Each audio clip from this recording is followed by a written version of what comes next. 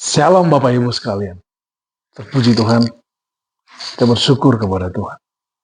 Kita tahu pada pagi hari ini, kita bersuka cita, kita rindu. Lebih dalam lagi, setelah puji-pujian, kita rindu duduk, diam, mendengarkan Allah bersabda. Melalui saya, kita akan mendengar firman Tuhan. Kita berdoa, Bapak Ibu, saudara-saudara. Segala puji hormat bagimu Tuhan kami Yesus Kristus. Engkau yang layak dipuji, Engkau layak disembah. Bagimu segala kemasyuran. Sebab Kau Allah yang menetapkan kami menjadi anak-anak-Mu. Sebagai respon kami bahwa Engkaulah Allah yang hidup. Bahwa Engkaulah Allah juru selamat kami.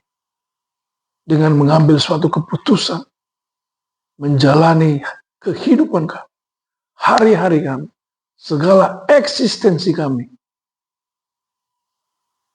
Kami mau mengiring Tuhan. Apapun yang terjadi, kami mau datang kepada Tuhan. Kami mau belajar firman-Mu Tuhan. Kami rindu itu terjadi bagi kami. Itu menjadi bagian hidup kami. Yaitu Engkau sendiri Tuhan. Yang dalam pelayanan hidup kami rindu nama Tuhan dimuliakan. Selalu ada Tuhan dalam segala tindak tanduk kami, dalam segala keputusan kami. Haleluya. Amin. Kembali lagi kita bertemu pada hari ini. Ya, puji Tuhan, dia ajaib. Tuhan kita ajaib. Ya, dalam segala permasalahan kehidupan ini, selagi masih hidup, tidak ada yang lolos dalam permasalahan. Selalu setiap hari dihadapkan dengan permasalahan. Sebagai umat yang menyatakan diri adalah milik kepunyaan Tuhan, kita mau melihat keputusan-keputusan apa yang engkau ambil ketika engkau diperhadapkan dengan segala permasalahan. Tidak ada yang luput di dalam kehidupan ini. Setiap kita, Bapak Ibu, pemuda-pemudi, remaja, anak-anak bahkan, kita selalu diperhadapkan dengan masalah. Kita mau tahu, kita menguji diri kita. Apakah kita lolos? Apakah kita berkenan? Apakah kita kemudian layak disandangkan, dilabelin anak-anak Tuhan, anak-anak terang, bahkan anak raja. Saya rindu kita belajar pada pagi hari ini.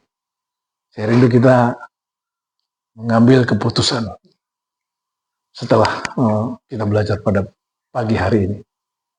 Saya tahu banyak di antara kita, bahkan yang sudah berkomitmen, yang sudah mengambil keputusan, memutuskan bahwa kita adalah milik kepunyaan Tuhan. Bahwa kita adalah pengikut Kristus. Bahwa kita adalah anak raja. Saya yakin, Bapak Ibu, saudara-saudaraku, anak-anak muda, sudah memiliki komitmen itu. Tetapi dalam menjalani hari-hari kita, sering kita diperhadapkan dengan sesuatu dilematis. Diikutin apa enggak ya? Ditolak apa enggak ya? Itu sering terjadi. Fenomena di akhir zaman ini. Bahkan waktu kita kecil pun, kita diperhadapkan dengan segala pilihan-pilihan. Tetapi sebagai orang yang dewasa, bahkan dewasa dalam iman, engkau harus melihat dirimu. Apakah pemenang atau sebaliknya? Kita belajar firman Tuhan. Haleluya. Judul firman Tuhan pada pagi hari ini, saya mau angkat tentang judul yang sederhana saja, yaitu keputusan yang tepat. Keputusan yang tepat. Lawan katanya, keputusan yang tidak tepat. Tapi kita mau konsen, fokus kepada keputusan yang tepat. Kita baca firman? Kita baca firman. Yosua 24 ayat 15. Dari kecil, ketika saya masih sekolah minggu, ketika saya masih kanak-kanak, ya kebetulan kita di lingkungan pastori, di lingkungan rumah gereja, dulu masih rumah ibadah namanya, sekarang menjadi gereja GPDI Samuel Rumbai Pekanbaru. Ketika kita masih kecil, saya khususnya, apalagi saya ini laki-laki pertama di rumah, selalu dicekokin mengambil keputusan. Ambil keputusan. Apalagi bapak saya itu orangnya lumayan tegas lah. Tegas. Walaupun dalam perjalanannya saya merasa, wah ketegasan ini kadang-kadang nyiksa ya. Tetapi ternyata membentuk saya. Ketegasan itu. Haleluya. Dan dari firman Tuhan ini kita akan belajar nanti. Bahwa ketegasan, bahkan ultimatum, itu perlu. Itu perlu. Dan setiap kita harus mengaminkan. Sakit ya, sakit. Proses itu nggak ada yang enak. Ya, bagaikan tanah liat di tangan penjunan. Suka-suka dia untuk remas sana, remas sini, pukul sana, pukul sini, banting sana, banting sini. Tetapi hasil yang terbaik yang muncul. Kalau masih kurang baik, dibanting lagi, dihajar lagi. Bahkan kadang seolah-olah dicuekin, cari bahan tanah liatnya yang lebih bagus. Tetapi proses itu akan terus berlangsung. Proses itu akan terus ada sampai kita menjadi sesuatu yang berharga, sesuatu yang berguna, sesuatu yang bernilai. Proses sakit, ya, tidak bisa dipungkiri. Siapa yang tiba-tiba jadi besar, tidak pernah ada. Tidak pernah. Tetapi mulai dari proses pertumbuhan, perkembangan itu. Haleluya, kita baca dulu ini ya, supaya tidak terlalu lama. Yosua 24 ayat 15. Ya, saya kira Yosua ketika itu dengan lantang dia berkata-kata. Saya persilahkan jemaat Tuhan membuka Yosua 24 ayat 15. Silakan bersama-sama dengan saya kita membaca. 1, 2, 3. Tetapi jika kamu anggap tidak baik beribadah kepada Tuhan, pilihlah pada hari ini kepada siapa kamu akan beribadah. Sampai di situ dulu. Ini ultimatum. Ultimatum. Kalau kita lihat judul perikop dari Yosua 24 ini, disebutkan di situ judulnya adalah pembaharuan, saya ulangi, pembaruan perjanjian di Sikem. Pembaruan. Kalau kita singkapi kata-kata pembaruan ini, sudah ada proses yang sedang berlangsung.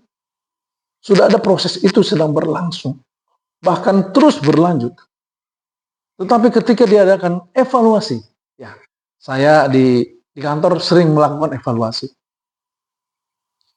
Pekerjaan yang dipercayakan dengan tenggat waktu, target yang sudah diberikan, hasilnya akan didapat kemudian.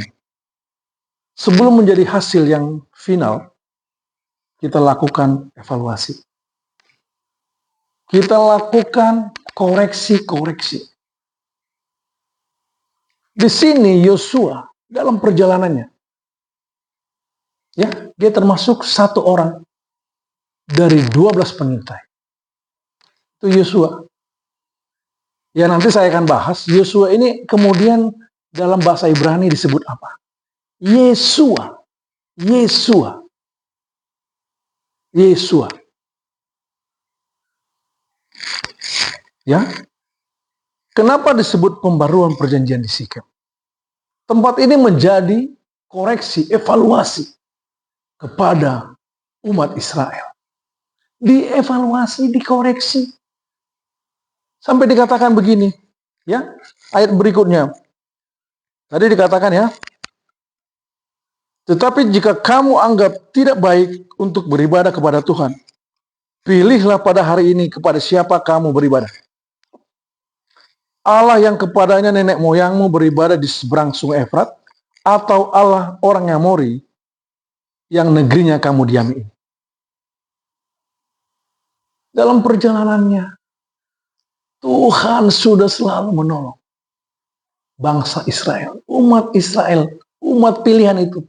Tuhan tolong, Tuhan selamatkan, Tuhan berikan perlindungan. Kenapa ada pembaruan? Ada yang melenceng ke kanan dan ke kiri. Ada yang mulai gerah. Ada yang mulai bosan. Sampai-sampai mereka lupa akan penyelamatnya, yaitu Allah, yaitu Yesus. Dalam perjanjian baru kemudian disebut Yesus. Mereka lupa dalam kepemimpinan Musa, bahkan sampai ke Yosua. Makanya Yosua ultimatum. Dikatakan apa di sini? Saya geram ya. Dikatakan di sini, jika kamu anggap tidak baik beribadah kepada Allah, pilihlah, pilih. Oke, siapa sih? Pilih. Ini atau ini, A atau B. Dia atau saya. Kalau orang mungkin dalam perjalanan dia untuk anak muda nih, orang dalam berpacaran ya, tiba-tiba ada matanya agak-agak kelilipan melihat yang lain, terlihat oleh pacarnya, dia bilang, "Bang, pilih bang, aku atau dia atau aku." Oke lah, pengalaman kita selama ini, buyar, pilih dia. Nah, mungkin seperti itu untuk anak-anak muda. Kita melihat Yosua diperhadapkan dengan umat. Padahal dilihat sejarahnya, umat Israel, bangsa Israel ini sudah ditolong, diselamatkan berulang-ulang kali oleh Tuhan. Memang terjadi kekacauan ketika, ya saya mau belajar sedikit ke belakang. Ketika Musa mengutus 12 suku, dipilih orang yang terbaik. Catat, orang yang terbaik dipilih 12 orang. Dipilih. Mereka suruh mengintai tanah Yeriko. 40 hari, bayangkan.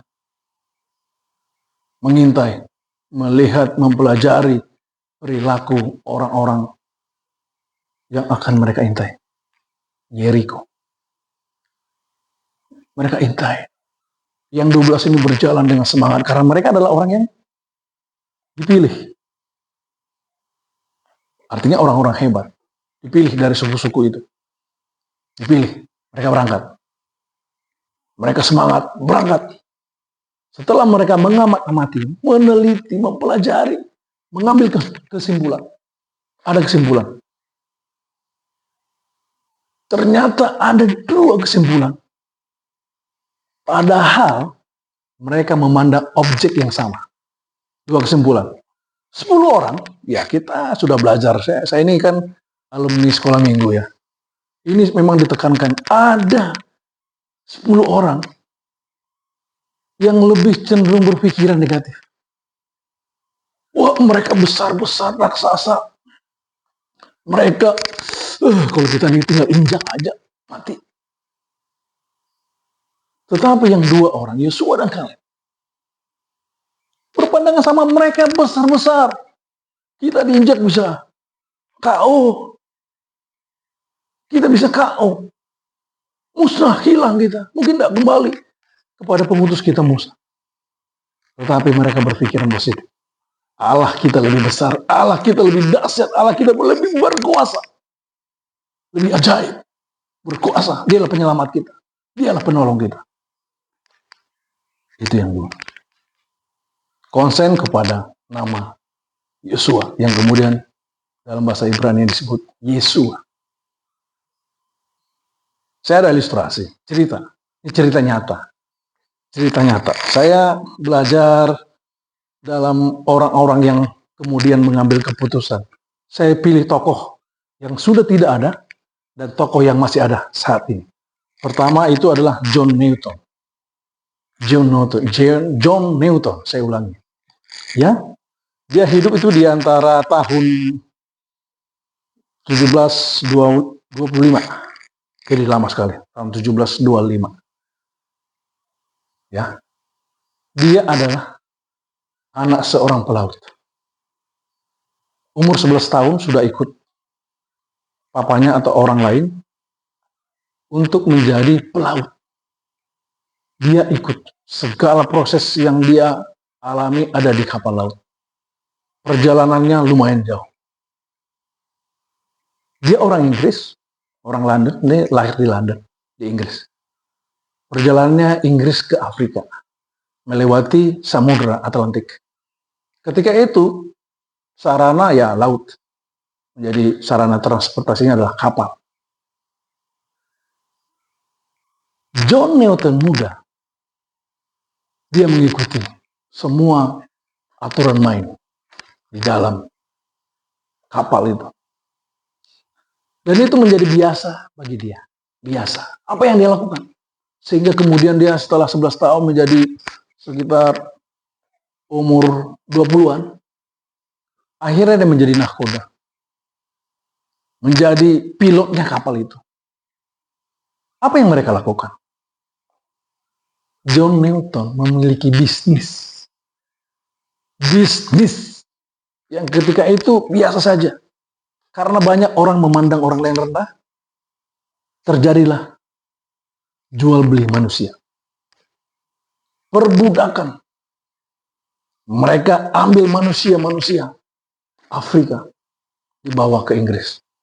Diperjualbelikan ke orang-orang Eropa yang merasa lebih tinggi strata kehidupannya. Itu dia lakukan tanpa merasa dosa. Padahal John Newton adalah orang yang dididik dalam lingkungan Kristen.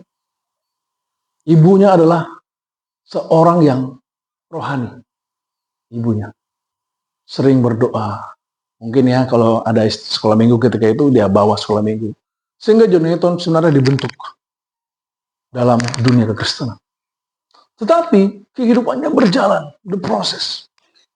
Itu berulang membawa manusia-manusia untuk diperdagangkan dari Afrika ke Eropa, khususnya di London. Terjadilah perbudakan. Yang kemudian dalam proses itu dia mengalami kesesakan. Dia mengalami kesesakan. Dalam suatu perjalanan kapal mereka dihadang oleh badai yang besar. Badai yang belum pernah ada mereka alami. Sebagai pelaut, angin badai itu biasa mereka hadapi. Di laut. Ya siapa yang pernah melaut, tahu saya pernah dari Surabaya ke Balikpapan, naik kapal laut, besar kapalnya. Itu pun ombak biasa itu terasa. Kadang-kadang ombaknya masuk ke dalam dek, ke buritan. Terasa kalau kita lagi main keluar, tidak di ruangan. Terasa. Dan itu hal biasa, hal biasa. Tetapi hari itu John Newton merasa ini badai sungguh besar. Sangat ketakutan dia. Dia ketakutan. Wah, bisa mati ini. Dia ketakutan. Karena badai itu tidak biasa. Dia teringat. Padahal dia manusia berdosa. Karena dia menjual manusia. Menjual manusia. Yang pada hari ini, perdagangan manusia adalah kejahatan terbesar di dunia. Perdagangan manusia adalah kejahatan besar. Dia ketakutan karena badai itu. Bisa tenggelam dia bersama orang-orang yang akan dijual. Ketika itu dia berdoa. Dia masih ingat mamanya, ibunya. Dia berdoa, Tuhan Yesus selamatkan aku. Lalukan aku dari badai yang besar ini. Dia berdoa. Singkat cerita, dia ambil keputusan itu. Keputusan pertama adalah memilih kepada siapa dia berseru. Kepada siapa dia berseru. Dia berseru kepada Tuhan. Ya, walaupun kita lihat latar belakang kehidupannya berdosa. Tetapi dia ketika ingat Tuhan, dia diselamatkan. Dia diselamatkan. Dia diselamatkan. Bapak, Ibu, saudara-saudara sekalian. Ada tokoh sekarang. Saya mungkin tidak sebutkan namanya secara implisit. Dia adalah pemuda yang dari bagian timur sana. Yang juga kehidupannya dipenuhi dengan lingkungan Kristen. Hidupnya, orang tuanya Kristen. Dia merantau ke Surabaya. Merantau Surabaya, tinggal di rumah Pak Pendeta di Surabaya. Dia melakoni hidupnya berkenan di hadapan Tuhan. Tetapi permasalahan muncul ke depan. Dia tumbuh menjadi pribadi yang beringas. Saya ulangi, beringas. Dia menjadi preman. Namanya John juga. John, ada 3 kata lagi dimulai dari huruf K.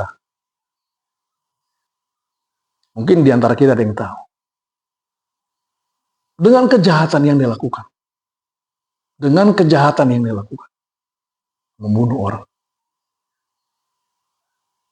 Dia masuk penjara. Di dalam penjara, dia bertobat. Dia bertobat kadangkala ketika masih bebas melakukan apapun, tidak ingat Tuhan. Ketika di penjara, dia terkurung, tidak ada kebebasan lagi. Tidak ada kebebasan lagi. Lalu dia datang kepada Tuhan. Keputusan yang tepat. Keputusan yang tepat. Dia ambil kepercayaannya. Tuhan, selamatkan aku. Aku bergantung padamu. Singkat cerita, dia keluar. Diberikan remisi pada hari kemerdekaan Indonesia. Tetapi tahun 2020, dia melakukan keonaran lagi ketika dia sudah bebas. Padahal tadi ketika di penjara, Tuhan, aku percaya Engkau Tuhan, Kau juru selamatku. Aku akan berjanji melakukan hidup benar di hadapan-Mu. Seringkali itu terjadi. Manakala terjadi perubahan, badannya sudah tidak terkurung lagi, dia di luar. Jiwanya ternyata masih beringas. Dia melakukan keonaran. Kembali lagi masuk penjara. Sekarang pun masih dalam penjara. 2 pribadi ini, John Newton dan John yang satu ini. Kita tahu, kemudian John Newton menjadi tokoh gereja. Bukan sekedar tokoh gereja, dalam masa hidupnya, dia berjuang untuk pembebasan perbudakan.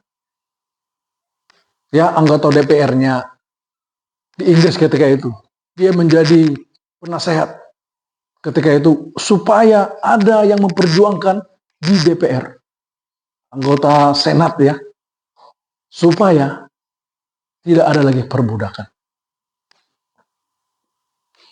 Dan itu terjadi ketika Tuhan Yesus, Tuhan Allah kita menyelamatkan John Newton. Dia berjanji akan mengikut Tuhan. Dan dia menjadi tokoh gereja. Bahkan dia mengungkapkan penyelamatan terhadap dirinya dari badai besar itu. Sesuatu karya yang luar biasa, mukjizat yang luar biasa. Ketakutan dia ketika dia menghadapi masalah itu, dia diselamatkan luar biasa. Dia mengalami Tuhan, mengalami penyelamatan itu. Sehingga dia menciptakan sebuah lagu. Amazing Grace. Dia ciptakan itu menjadi lagu-lagu yang dikumandangkan di setiap gereja. Sungguh besar anugerah-Mu. Amazing Grace. Silakan nanti dinyanyikan di selesainya ibadah ini. Dua pribadi ini sama-sama diperhadapkan dengan permasalahan, tetapi keputusannya berbeda. 12 pengintai dihadapkan dengan permasalahan yang sama, tetapi dua kesimpulan. Yosua belajar kepada ketaatan. Karena bangsa Israel selama kepemimpinan Musa, mereka telah diselamatkan oleh Tuhan. Luar biasa Tuhan menyelamatkan mereka. Dan tidak ada ragu lagi dalam dirinya untuk tetap mengikut Tuhan. Bapak, Ibu, saudara-saudaraku yang saya kasihi di dalam nama Tuhan Yesus. Kita lihat dulu beberapa ayat di Matius 12 ayat 30.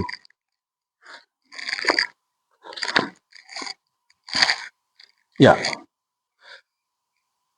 Siapa tidak bersama aku, ya, ia melawan aku. Dan siapa tidak mengumpulkan bersama aku, ia mencerai-beraikan. Jadi keputusan yang pertama adalah dalam kehidupan kerohanian kita, dalam menghadapi hari-hari kita, dalam menghadapi kehidupan kita yang penuh dengan permasalahan ini, adalah bersama dengan Tuhan. Dikatakan di sini ya, siapa tidak bersama aku, ia melawan aku. Dan siapa yang mengumpulkan bersama aku. Keputusan pertama adalah bersama dengan Tuhan. Beriringan sama Tuhan. Berjalan bersama Tuhan. Ya, kita baca lagi Yosua 24 ayat 20. Ya, kita baca.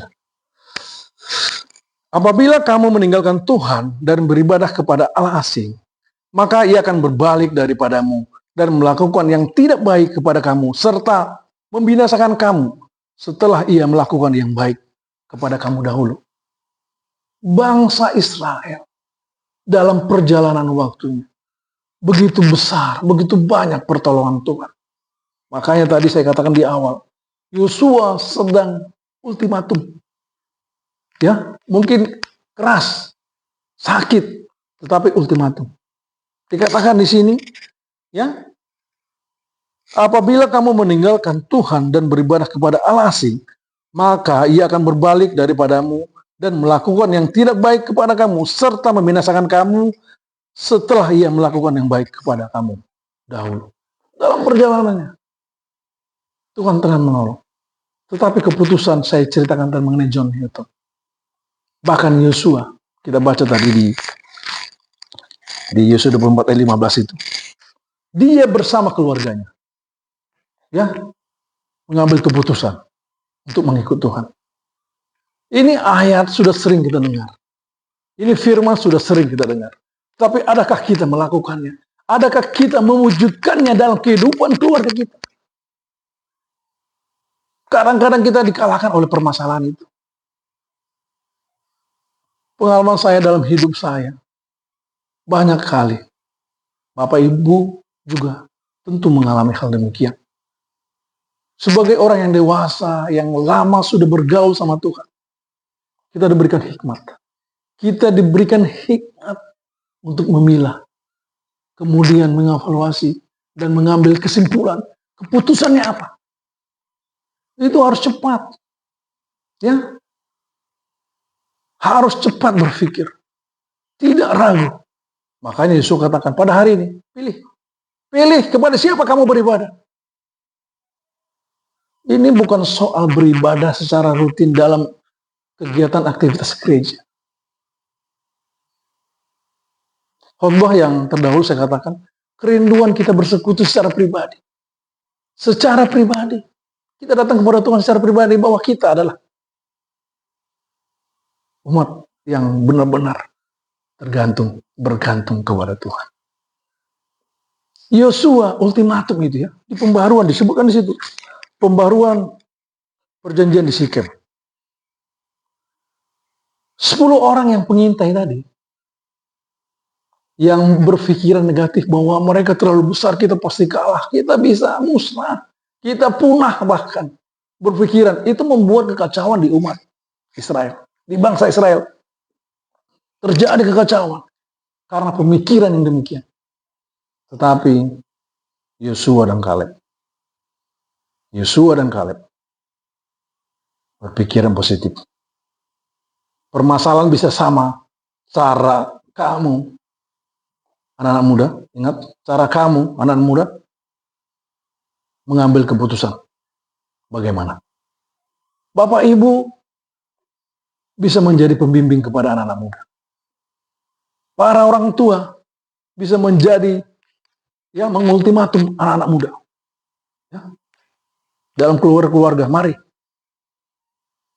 Saya dan anak-anak saya memang terpisah jauh. Mereka jauh, merantau dari kecil. Anak saya yang cewek, yang namanya Michelle Sinaga, umur 11 tahun sudah sekolah di Jawa Barat, di Bandung. Abangnya itu SMA. Kami terpisah. Tapi ada kecanggihan. Sekarang ini, kami video call. Tadi malam, saya video call mereka. Saya ajak, mari kita berdoa. Sedang apapun kamu saat itu, mari kita berdoa. Dan mereka bersama-sama dengan berdoa.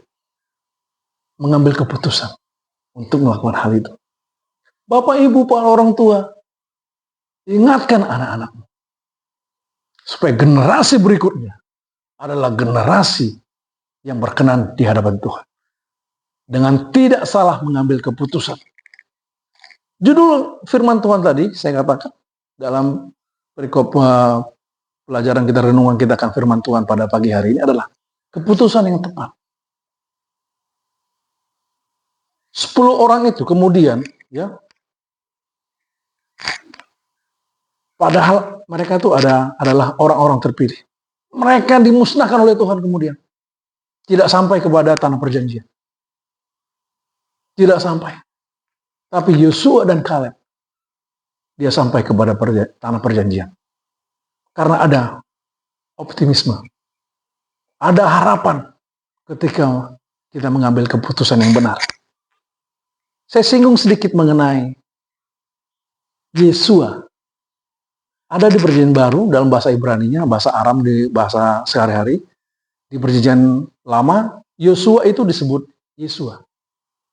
Yesus di perjanjian baru disebut Yesua. Tokoh yang berbeda. Tokoh yang berbeda, tapi namanya sama. Misi mereka apa?